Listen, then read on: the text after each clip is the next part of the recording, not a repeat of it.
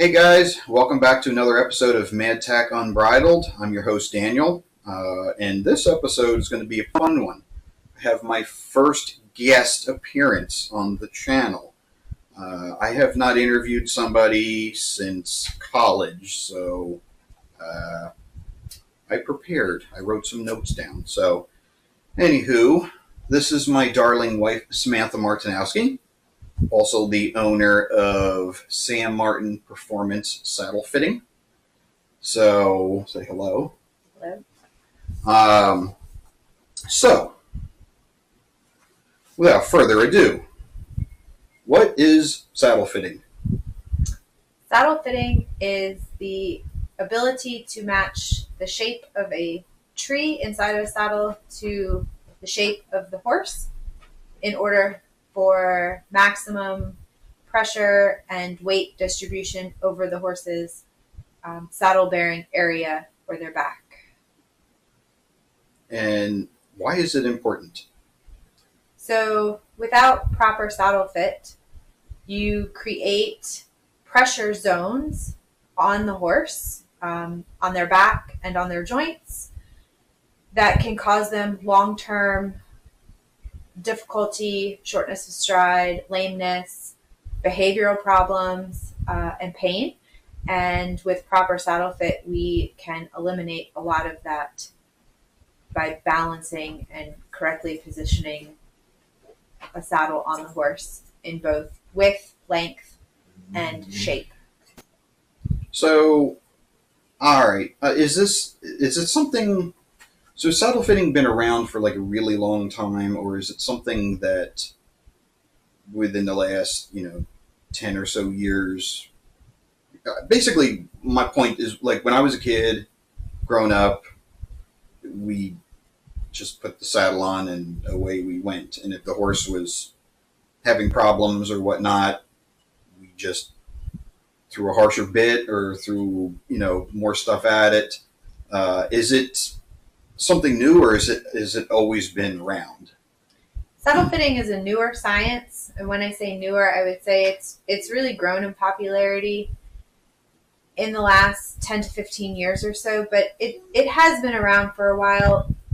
But with social media and technology, as riders, horse owners, and trainers, we've become a lot more aware of certain things, and so it has gained momentum and popularity significantly in the last 10 years as people just become more aware of how beneficial it is.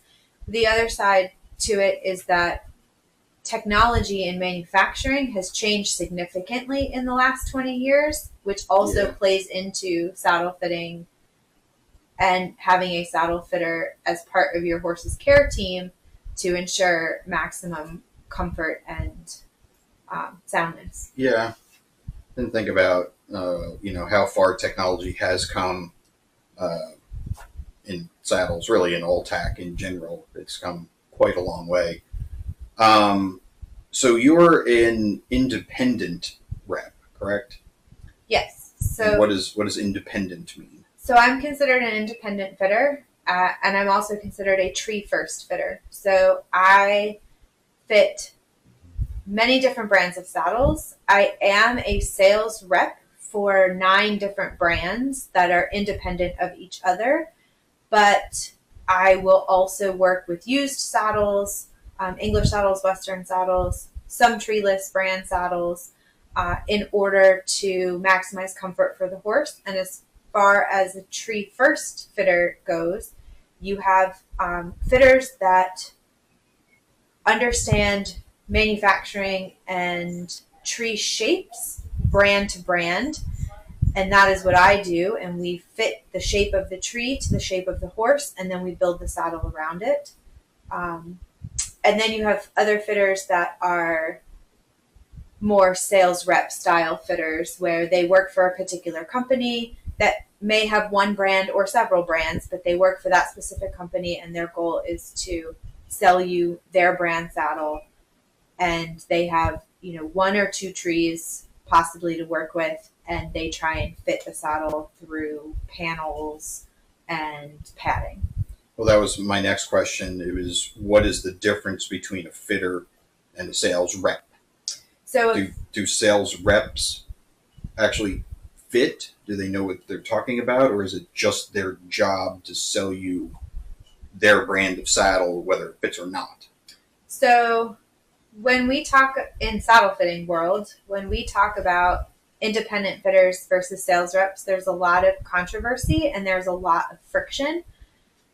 Not all sales reps are bad, but they get a lot less training than a typical independent fitter. So independent fitters typically go through their own training that they pay for, whether it be online or in-person classes or a combination, which is very popular now, where you do some online work and then some in-person work under a qualified instructor. And we spend hundreds, if not thousands of hours doing case studies and saddle design and destruction, so that we can see how they're put together and how they work from the inside out, anatomy, biomechanics for both horse and rider. So there's a lot more that goes into it, whereas a sales rep typically only gets an 8 or 12 hour course from their particular brand that they're working for or that they have worked for in the past. And they don't get that same experience with apprenticeship or hands-on. They're sat in a classroom for that 8 or 12 hours. They might look at 1 or 2 courses, and they're taught the specifics of their brand that they work for, and their job is to sell you their saddle, whether it fits or not. So when we talk about independent fitters, because there also are really truly no independent fitting schools in the world. All of the schools that we have are owned and run by brands. And they're all different theories. So you could have 5 different saddle fitters come out and we could all tell you 5 different things, and they could all be right, they could all be wrong. I've also learned in my experience that just because you have 20 years of experience and tons of schooling and you go to lectures all the time doesn't mean you're a good fitter either. Yeah. It is an art. Mm-hmm. That is, you either have it or you don't. You have an eye to see balance and clearance, or you don't. Mm-hmm. You either understand the anatomy or you don't. So there's a lot that goes into it, more than just education and where you get that in education. What we're talking about now is more so ethical fitters versus non-ethical fitters. So whether the ethical fitter is going to do what's right by the horse and fit tree first for that horse, or a non-ethical fitter that's going to show up and sell you a saddle because it's their job to make money. Yeah, fair enough. How do you choose which companies that you want to do business with? So I choose the brands that I represent by the quality of the construction of the saddles themselves, the quality of the materials that go into that construction, price point, because everybody has a budget, whether you think you do or not. And I try and have something in every budget point. And then where that saddle is manufactured, how it's manufactured, and the customer service of the manufacturer themselves. Customer service is a big thing. Big deal. It's a big deal. With me as an independent, if I sell you a saddle that is one of the brands that I carry, but you work through me with that brand, it reflects upon me if something goes poorly. So I need to make sure that those brands are going to support me as the fitter and not just leave me hanging out to dry if we have an issue with the saddle.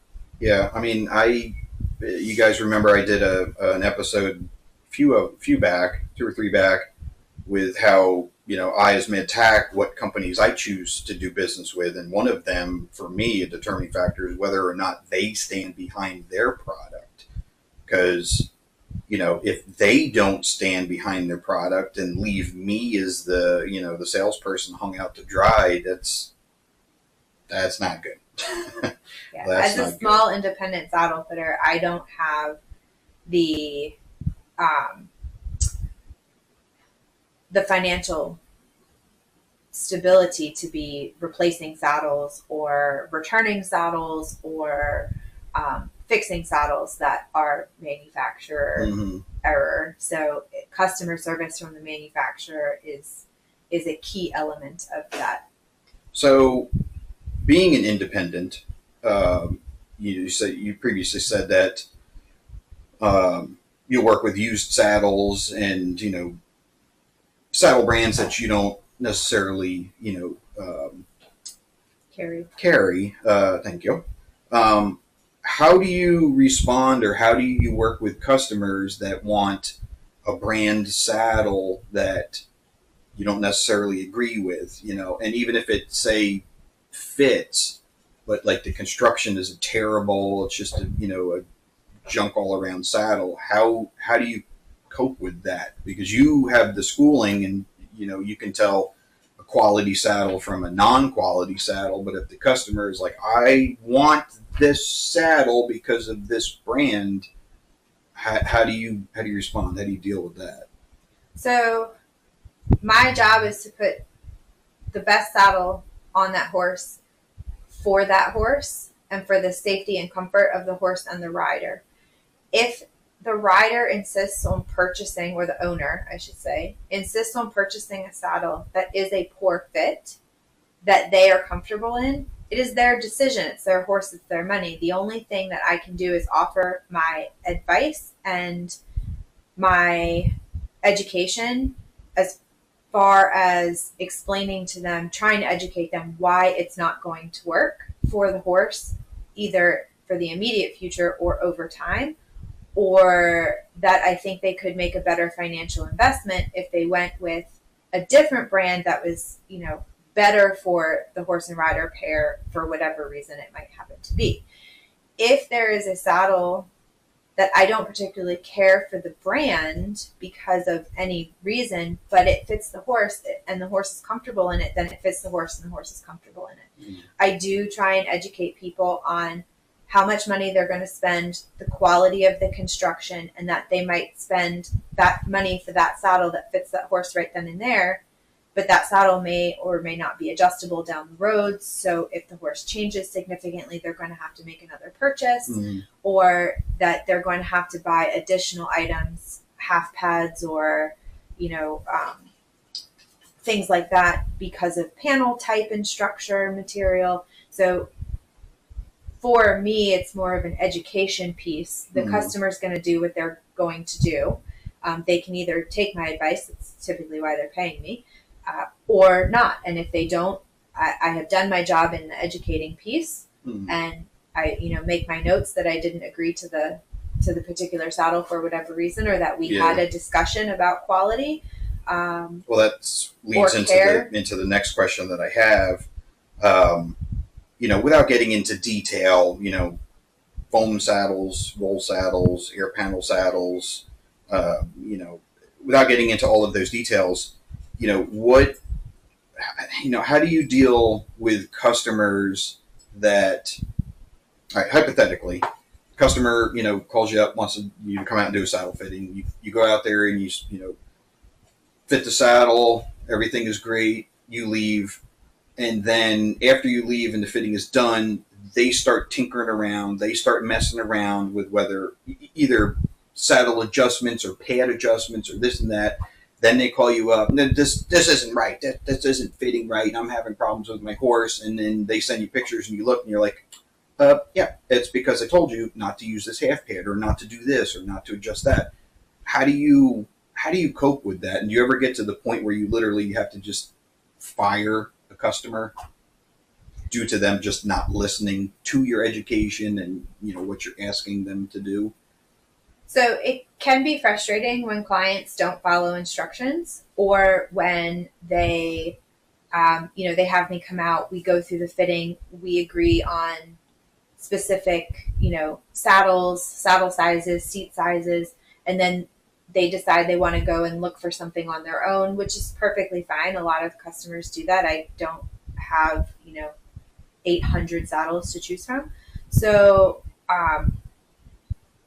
but what gets frustrating is when they start messaging me or wanting me to come out and check saddles that were not on the list that I gave them. Mm, and, or if we get this, but it's not the right tree size, and can we just pad it? And that's not what I do. Like, I don't make things work that aren't supposed to work. That bleeds into the unethical side of fitting.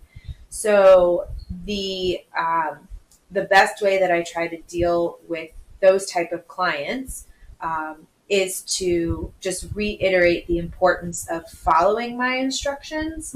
Again, like, once I'm out of the barn and like they're going to do what they're going to do, trainers get involved, and as much as trainers can be very helpful, they can also be very frustrating to deal with because they are not saddle fitters.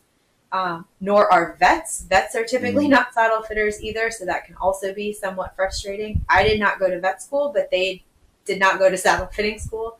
There are several vets in my service area that I work with on a regular basis that are very good to work with and truly want to understand and are humble enough to allow me to do my job, and they stay in their lane and I stay in mine. But that doesn't always happen. Same thing with body workers. They seem to be a little bit worse about it. If everybody stayed in their own lane, the world would be fantastic. But No that passing, doesn't no always passing on the shoulder. Right. That doesn't always happen. No merging into my saddle fitting lane, because I'm very happy there, and it's the left lane, by the way, because I drive like Mario Andretti. So that's true. Yeah. But it can be frustrating to deal with those type of clients that want to fiddle with things. And so I just try to be patient with them and just reiterate the importance of following instructions, why we're doing the things that we're doing, and that it is for the benefit of their horse. And ultimately, if they just cannot figure out how to follow instructions or follow advice or listen and do what I'm asking. I have fired clients before, very few and not very often, but there have been clients that have been fired.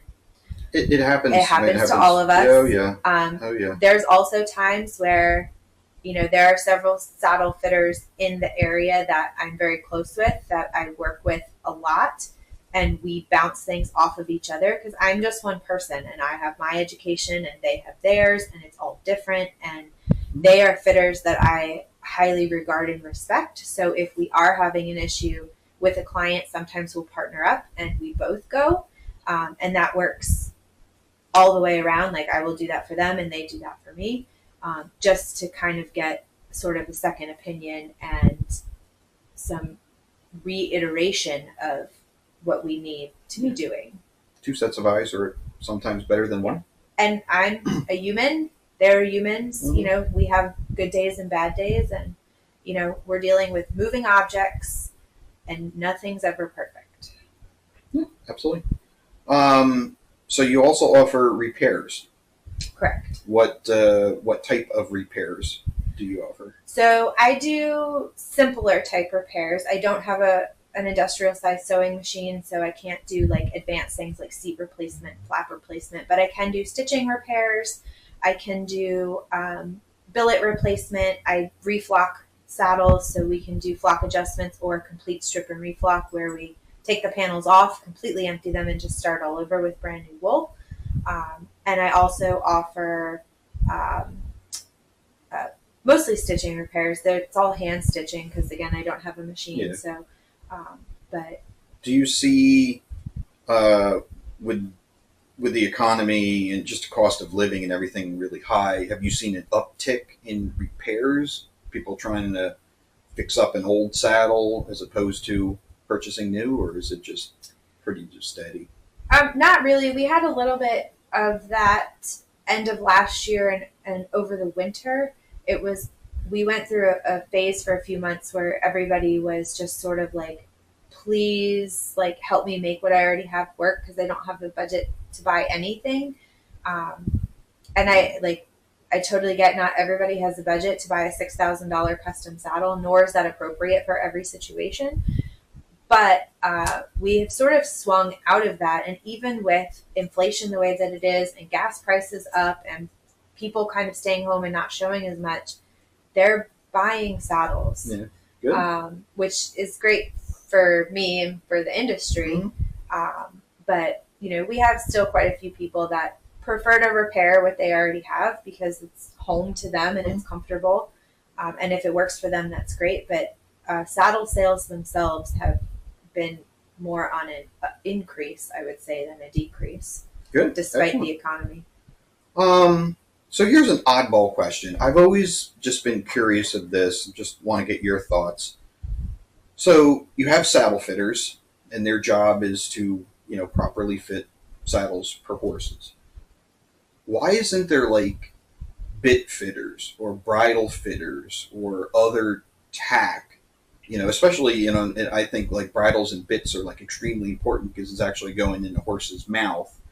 Why aren't there like mobile bit fitters and bridle fitters? There are. Are there really? Yeah, Okay. there are. So bridle fitting and bit fitting is becoming sort of a new up and coming thing. Again, like the science is relatively new, but the more that we learn about anatomy and the nerve bundles in the horse's face and behaviors related to pressure on those nerves, the more in depth it gets. There's a lot of manufacturers that are making anatomical bridles for such purposes, but there are actually people that are getting certified in bridle and bit fitting. I personally don't know any of them, and I will do some bridle fitting just from what I know of knowledge. I'm not certified or anything in it, but if I see that your bridle is not fitting correctly based on what I've always been taught and learned, I will help you fix it and explain why we're fixing it. And I don't charge for that service either because I'm not certified in it. But or if you have, I am a bit nerd. He will tell you. Yeah. I love bits. I love yeah. the mechanics of bits. I am a less is more bit kind of person. All of my thoroughbreds have always gone in just rubber, mullen, soft, bendy things. So I will help a lot of my clients with bit advice as well. If I see something or they have a question about what they're using in their horse's mouth, or if a bitless is the way to go, because sometimes that's the answer, especially if you don't have to be in a bit. It's healthier for the horse. I'm also a very horses are part of nature and they should be barefoot if they can be. Not all of them can be, and they should be bridleless if they can be, because it's or not bridleless, but like bitless if they can be. I just thought it's kind of a neat idea because obviously, you have a van and you load it up with saddles and do your thing, but like bits are just a fraction of the size of a saddle, so somebody could load up a van full of bits and bridles and go barn to barn and I don't know.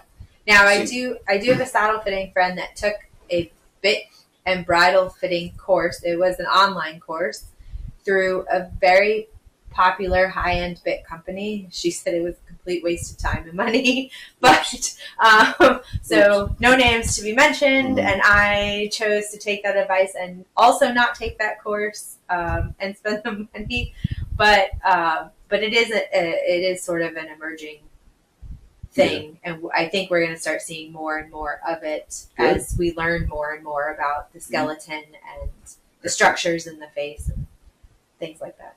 So, not to go into your entire history of your jobs, your work history. When we met, you were heavily involved with PetSmart. How many years?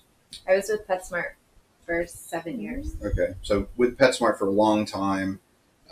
We got together. Long story short, ultimately started Tack, and you weren't there every single day, but for a lot of it, you were there. We both ran it until 2020, when we opened up the second store, the Louisa store, and you went out there and handled that store for the 3 years that we released there. First question I have about that, I already know the answer, but we'll get it on film anyway. And be gentle. Do you ever miss being behind the counter? No. Yeah. So exactly. I knew that was coming. No.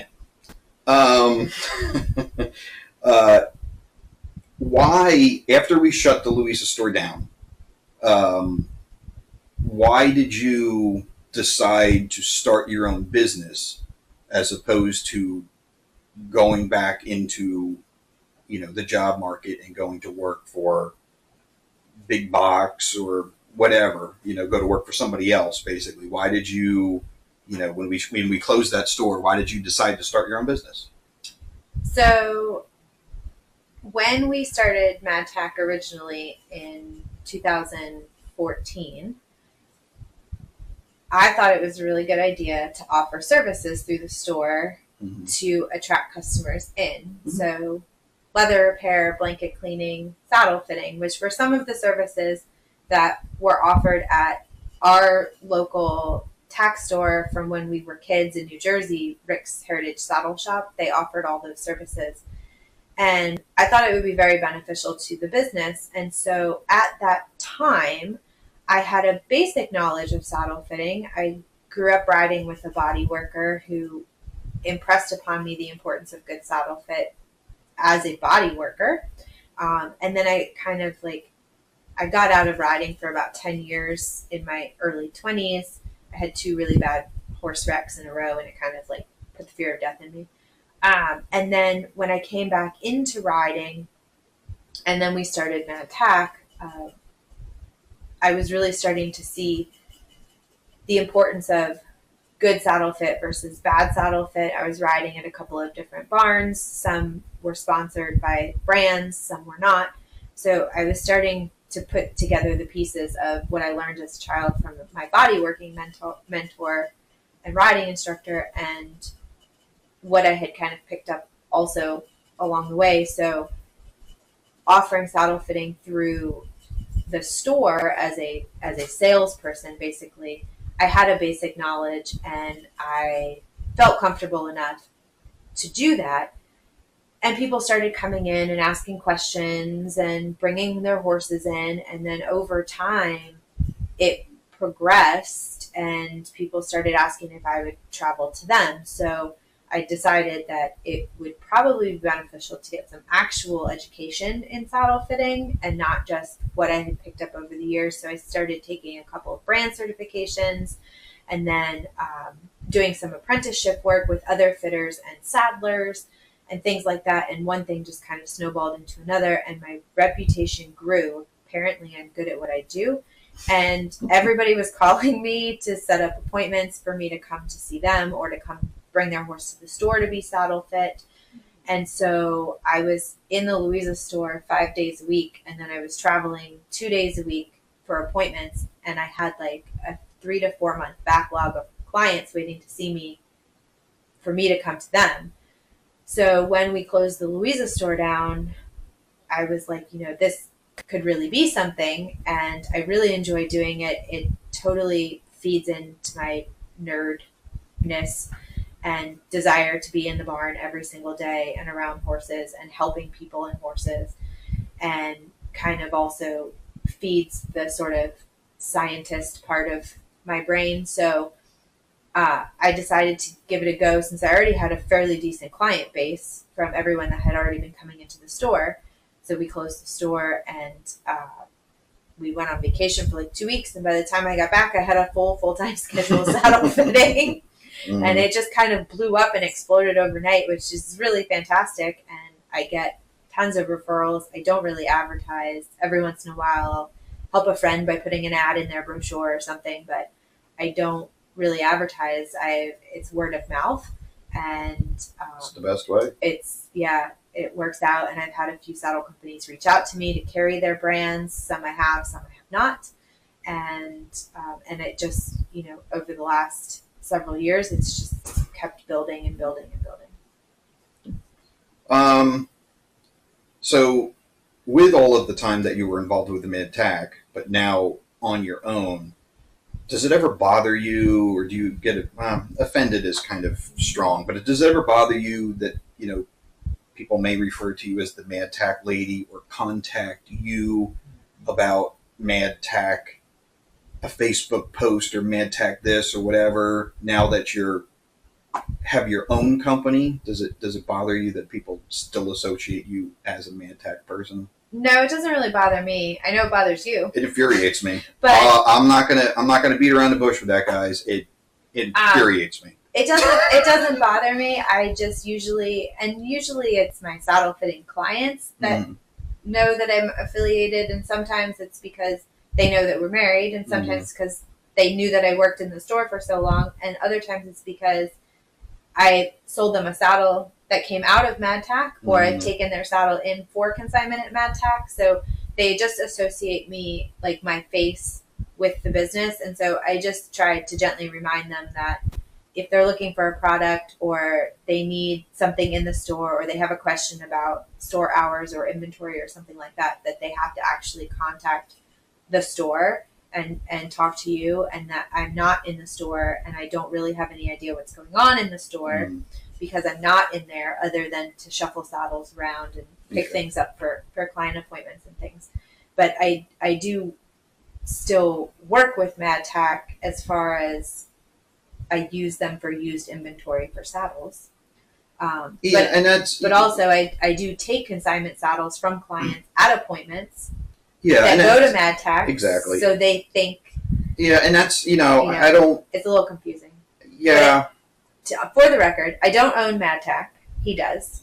I'm not in the store. We're married, so we both own it, and I'm not in the store. I have no idea what's going on with inventory or consignment or anything. So if you have a saddle on consignment or you want to know if there's a product in stock, you have to call the store or message the store. Yeah. I have no idea. That's what drives me crazy is, I'll get home or whatever, and you'll be like, oh yeah, so-and-so messaged me to see if there's a red halter and hanging out. Like, why did they call the store? Like, right. I could tell them if there's a red halter there. So how many years has St. Martyn Saddle Fitting been its own entity? Officially and legally since January 1 of 2023. So okay, so 3 years. 3 years. So in 3.5 years. In the 3 years that you've essentially owned your own business, are there any like obstacles that you underestimated? And I'm not talking about saddle fitting specifically, just running your own business. Is there anything that you underestimated that, now you're like, oh boy, I didn't realize there was going to be this or so much of whatever involved? So let me just explain. I am a one-man band. So I am in charge of scheduling, billing, website design, marketing, social media, ordering, inventory. Yep, inventory. It just goes managing clients, answering all of your messages and questions, and all of that. So the only thing I would say that I really underestimate is the amount of time all of that takes. And I do get a lot of flack from a lot of people about not posting enough social content. It's very time consuming to do that. And when you're out 5 to 6 days a week seeing 3 to 4 or 5 clients a day or more, if they're all in the same place, I can see typically 7 or 8 clients in a day if you're all in the same barn. And I have a horse. I have several horses, but only one rideable one that actually needs exercise. So that I do enjoy seeing. And I have a child that plays soccer and is involved in band and school activities. And I volunteer time with FFA at both the local school, county level and state level. So, the time that I don't have, and sometimes it does take me a day or 2 or 3 to get back to people because I get bombarded with messages. I can't answer your phone calls and text messages while I'm driving, and I drive an average of 60,000 miles a year. So it's a lot of time in the car that I can't really be talking to you. I can certainly answer the phone and answer simple questions, but I don't like answering the phone when I'm driving and then you want to schedule an appointment and then I gotta, I can't have my appointment book open and all of that. So I usually just let it go to voicemail, which, by the way, if you ever leave me a voicemail, don't expect a reply. Just text me Don't even leave a voicemail. Just text me and be like, hey, I just called you. This is what I want. And if you don't hear from me in a couple of days, just shoot me a reminder because you may have just got lost in the shuffle. Yeah, a lot of people don't realize Yeah. how much time, Yeah, like I'm my own accountant. I'm my own web servicer. As as a co-owner of Tack, it's the same thing. I'm in charge of everything. The social media and the emails and the day-to-day phone call and ordering inventory and stuff like that. And unfortunately, a lot of people, in this day and age with Amazon and everything showing up next day and getting responses like immediately. Like if I get an email and I don't respond within a half an hour, they're already calling on the phone. I just sent you an email and I get like, geez, I barely even got the notification there was an email. Yeah. Well, I sometimes, and I will truly say, there is no such thing as a saddle fitting emergency. So, but I literally have people calling, texting, messaging, all hours of the day and night.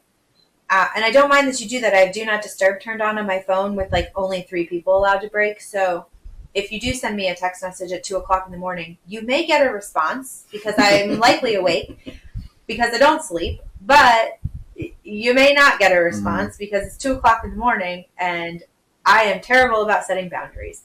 So, so I do have the Do Not Disturb set, but there really is no such thing as a saddle fitting emergency that can't wait for normal daytime hours. And I do a lot of my communication answering in the evening time after I get home and have eaten something so that I'm not cranky. And yes.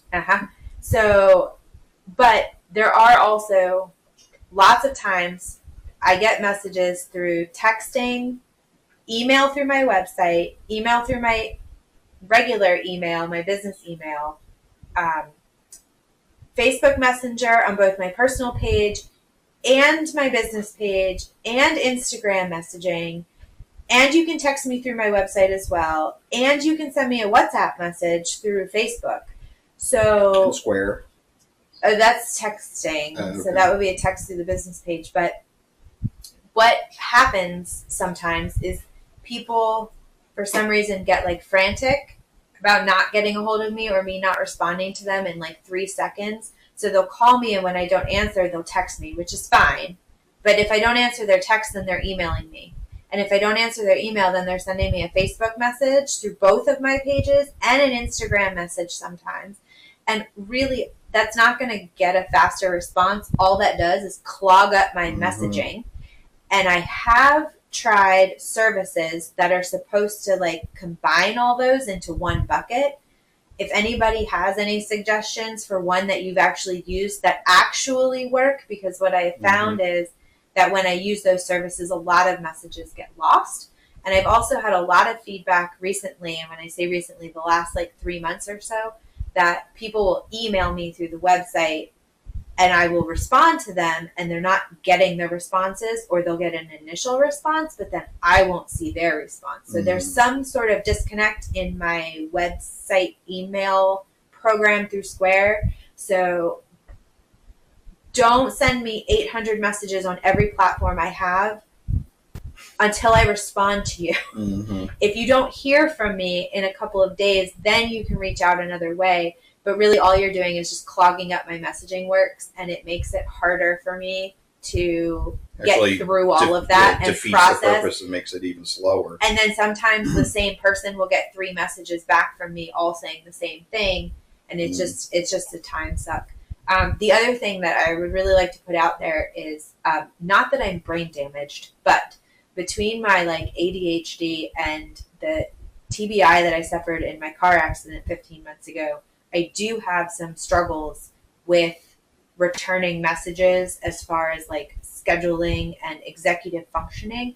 So when you guys clog up my messaging like that, it makes it very difficult for me to process everybody that's reaching out to me and what each person wants. So one message, and if you don't hear from me in a couple days, a second message. But it's also helpful if we keep it all on the same platform. So if you reach out to me via text, keep it in a text. Yeah. Don't reach out to me via text. Talk to me a couple of times in a text and then send me a Facebook message, because then I get confused. And so with those obstacles aside, what are your highlights? What's your favorite part about owning your own business? I love dealing with the clients and their horses most of the time. I love going out. Yep, I love going out every day to see different people and see different horses, and I love helping them.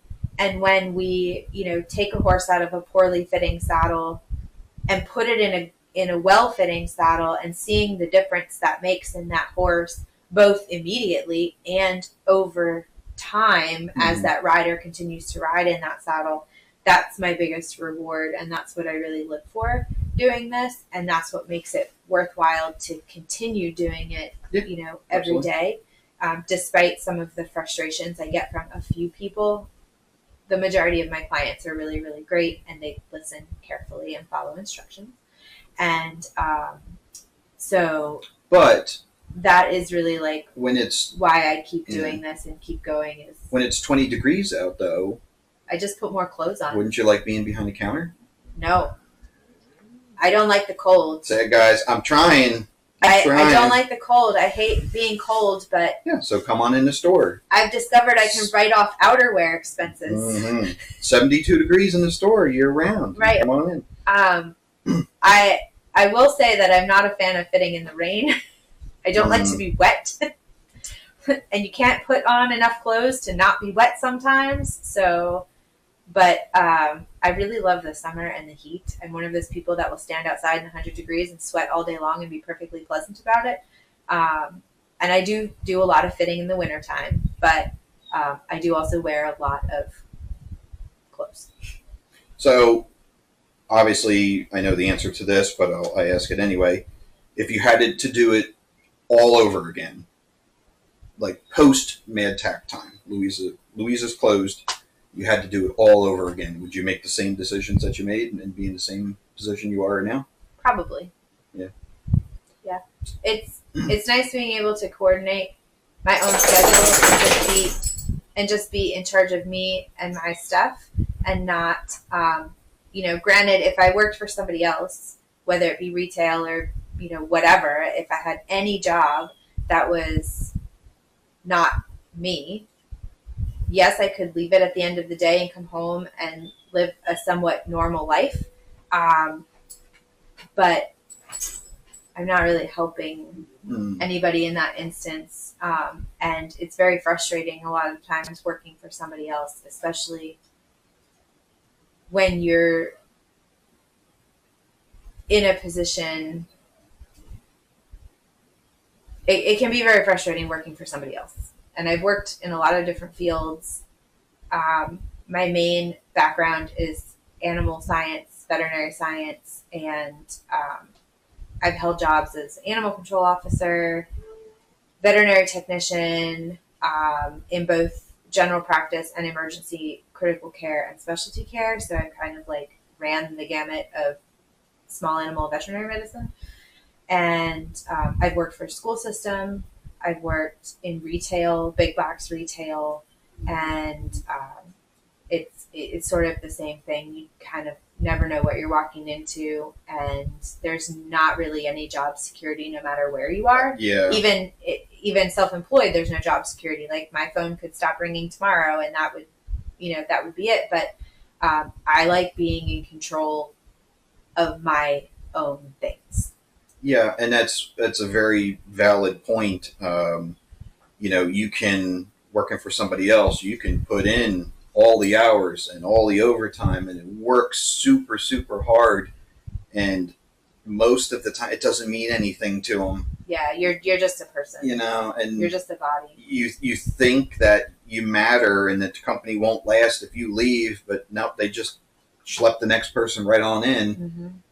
Whereas being self-employed, like you said, there's no job security either, but you get out basically as much as you put in. Yeah. if you're lazy and you don't answer the phone, you sit around and all that, yeah, you're not going to have anything. But you put in a lot of work and a lot of time and a lot of education and stuff, and the fruits, it pays off.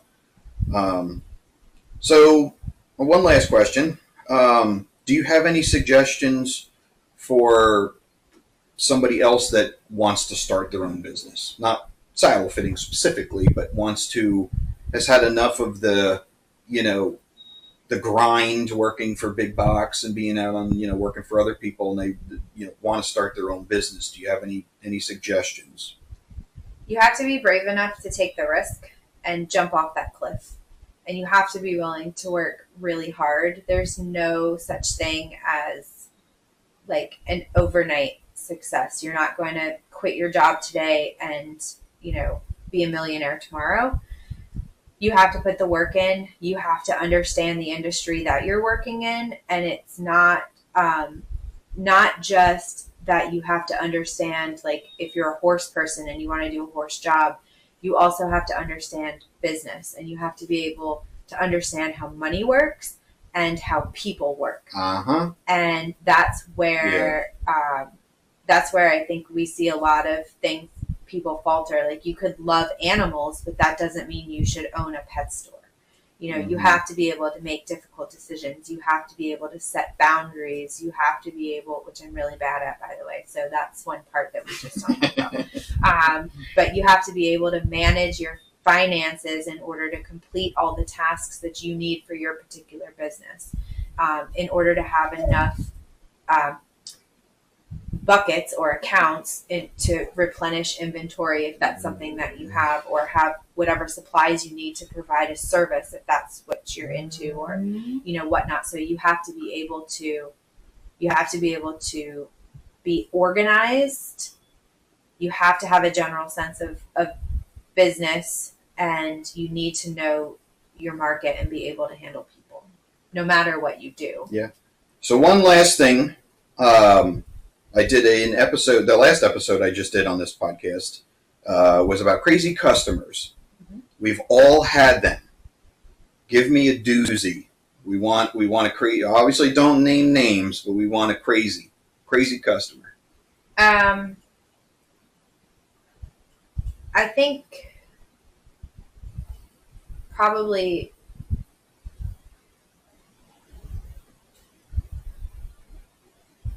it's difficult to say, because sometimes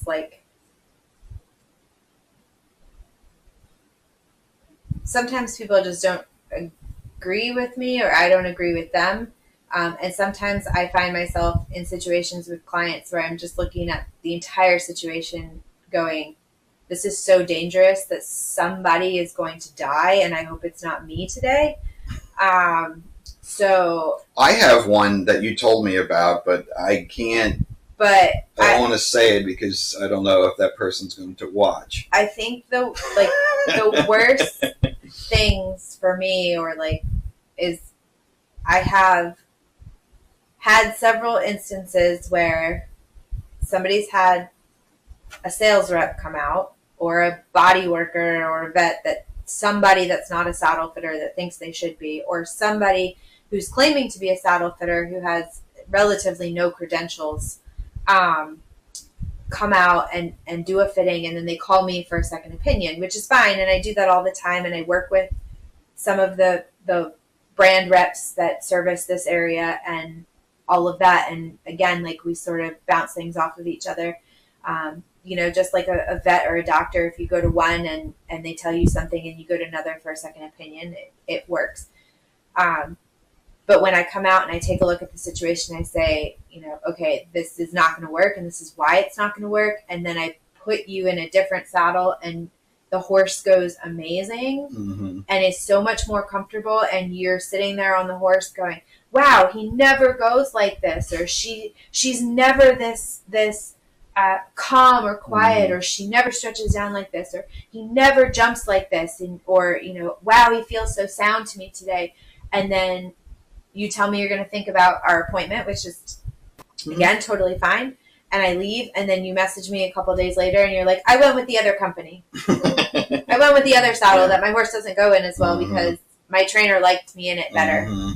And again, this is where like trainers can be helpful because they know you and your horse and how you normally ride and how your horse normally goes. Whereas I'm seeing you, you know, sometimes for the first time, sometimes I've been working with you for a while, but normally not those clients. And so that can be very, very frustrating for me. Or when I show up and, you know, we go through the whole process and we do the appointment and we test ride a bunch of saddles and, you know, we find a saddle that works really, really well and it's within your budget. So I'm not even talking about like your budget is $1,500 and I'm selling you, you know, putting you in a $5,000 saddle.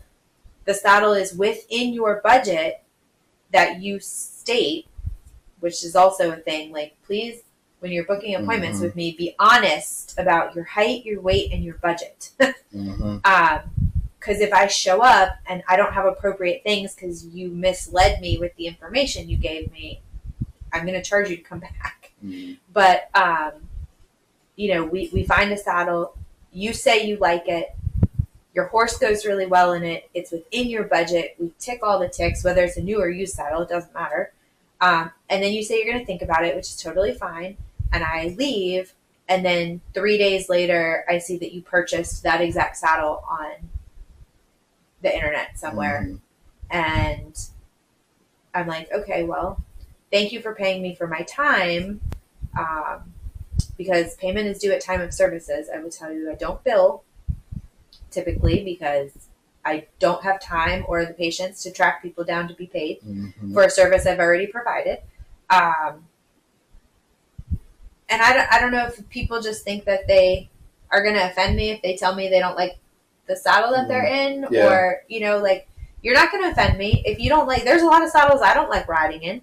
I try not to prerequisite any saddle like, oh, we're going to try this saddle, but nobody likes it. You know, like I try not to do that because I'm not everybody just because I don't like it. And I'm very, very picky and particular about what I ride in and what I like and what works for me and my body. But, you know, if you don't like something, just tell me because that information is vital to me to provide you with something else that would be better. But that's really, really frustrating when, you know, you pay me to come out and you basically go and buy the exact same thing for the same price or sometimes more online than what I'm going to sell it to you for. So that it happens at Tack all the time. Yeah, that can be very, very frustrating. Because I'm just trying to like pay my board and, you know, put food on the kitchen table, whereas Amazon CEOs or, you know, whoever, Tack of the day or whatever is, you know, buying their $3 million yacht. So it's sort of the argument of all small self-employed people. Oh yeah. But as far as crazy customers go, I've been yelled at. You can yell at me. I'm from Jersey. I have thick skin. I will most likely yell at you back and you'll regret your decision. But I've been yelled at. I've, you know, had people get angry with me because things don't go right. I can count on one hand in the last 10 years how many times that's happened. But you don't follow instructions and then it doesn't go the way it's supposed to go. And then you get upset with me. So I've had that happen, like I said, a very small amount of times, maybe 3 or 4 that I can even think of. And so, you know, those things are frustrating, but they're just part of everyday life. And like I said, you know, I'm human. The manufacturers are human. You're human, you know, so we kind of have to, you know, just kind of work through that. But I don't usually have too many crazy customers or clients. I pawn them off on other fitters sometimes. And depending on how crazy you are, I might pawn you off on the bad fitters. Yeah, but I do that at Tack too. I send it to the competitors we don't like. Yeah, but go down there and deal with them. I typically don't, because in my opinion is if I send you to somebody else, they're not going to do right by your horse, and I'm going to do the best I can to do right by your horse, and the horse is really the innocent victim in all of this. Yeah. So very fair. But so I guess to wrap this one up, let everybody know where they can find you at. So you can either find me driving around. I've had a lot of people snap pictures of my van while I'm driving, which is a little creepy, but that's why the van's littered the way it is. You can find me on Facebook on Sam Martyn Saddle Fitting. I set that page up before I officially had the business name, which is why it's not Sam Martyn Performance Saddle Fitting. But you can find me on Facebook. I have a website, www.samthesaddlefitter.com. I have an Instagram page, which is Sam the Saddle Fitter. And how else? You can pick up a business card at Tack, or I try and keep them posted on public display boards at most of the tack stores throughout the state. That's kind of hit or miss, but you can always call Mad Tack and get a hold of me, or you can message me through Facebook, through the Facebook page, through my Instagram page, or through my website. Good to know. Mm-hmm. All right. You going to give out your phone number, or are you keeping that under wraps? I mean, I can, but you would literally have to be sitting there with a pen and paper ready for me to spill out my 609-286-3073 phone number. There you go. She prefers texts, too. Yeah, don't call me. Text me. I don't answer the phone. I will not return your voice message. Just text me. I also prefer text or email because then I have everything in writing. So when you say, I didn't know, I can be like, yes, you did. I told you. Here it is. Yep. So I do prefer to have things in writing. Also, mostly because this way, if I am texting with you and I'm preoccupied, I can go back and review what we discussed, and I like to do that before our appointments as well, so that this way I can make sure that I understood what you told me and I have all the information that I need from you, and I can be fully prepared for our appointment, or at least as prepared as I can be with the information that you provided to me. Whereas if we have a phone conversation, I can't really go back and review what was said and what the plan is. Fair enough. Mm-hmm.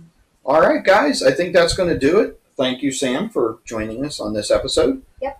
If you guys have any questions for her or me, just let us know down in the comments. I'm not sure what our next episode is going to be. I have one more planned for her. Should be an interesting one, but I don't know if that's going to be the next one or not. So just have to stay tuned, subscribe, and let us know what you'd like to see me talk about. So thank you for tagging along on this one. I appreciate the support, and we'll catch you later.